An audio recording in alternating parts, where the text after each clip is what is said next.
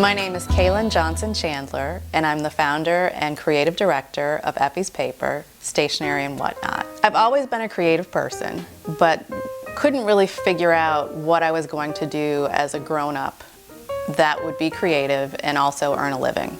So going to law school wasn't my initial plan. I originally went to policy school, and I wanted to go into education policy. While I was in policy school, going to law school seemed like it would be a great complement to my policy degree.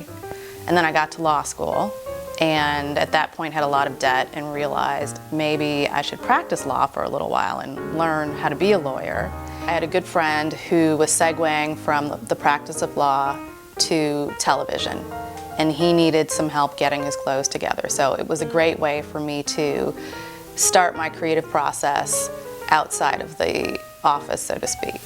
My decision to leave the practice of law was, I'm going to leave what I've been doing and where my comfort has been for the past 10 or so years.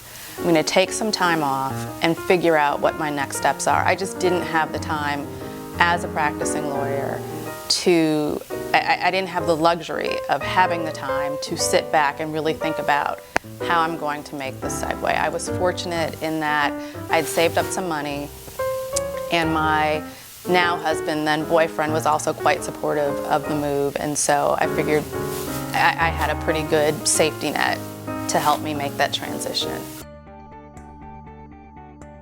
The impetus for my styling business was to really focus on law firms and young lawyers, helping them learn to navigate office fashion politics. And then unfortunately, in 2008, the market crashed. And so lots of law firms that at one point in time had discretionary funds to spend on seminars or to bring somebody like myself in to talk with their young associates about something that wasn't necessarily a tangible skill, really began to scale back. And that's when I had to revamp my angle, which then became to really focus on professionals, people like myself who were in the workplace, who knew that they needed to look good, didn't necessarily have the time, or just didn't quite know how to get to that point.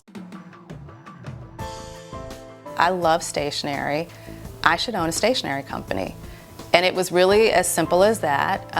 The name Effie's Paper was a no-brainer. My grandmother's name was Effie, and my grandmother is the person who introduced me to stationery and helped to foster my love of stationery. She worked for a company when I was a kid called the Mitchell Greeting Company.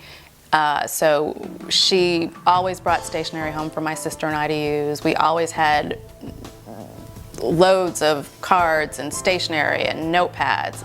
Segueing from styling to stationery it may not seem like the most logical step. I look at it as a very logical step, because having personal stationery or personalized stationery or stationery that is aesthetically pleasing is really just another accessory that we have. People pay attention to the purses that they carry, the shoes that they wear, the jewelry that they wear, because they believe, and I agree, that it says something about you and your personality. I'm inspired, believe it or not, by just about everything. A beautiful fabric, amazing scenery.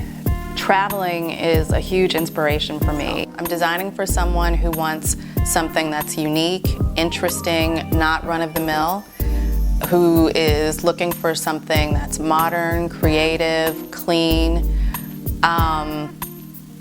and I can't worry so much about what my competitors are doing or how they're doing it. Obviously, I want to remain and be competitive. I want to be a part of the conversation, but I want to make sure that I create products that are going to make my heart leap, because I know if they make me feel that way, there's going to be at least another, hopefully, hundreds of other women and or men who look at what I'm doing and decide it's something that they must have.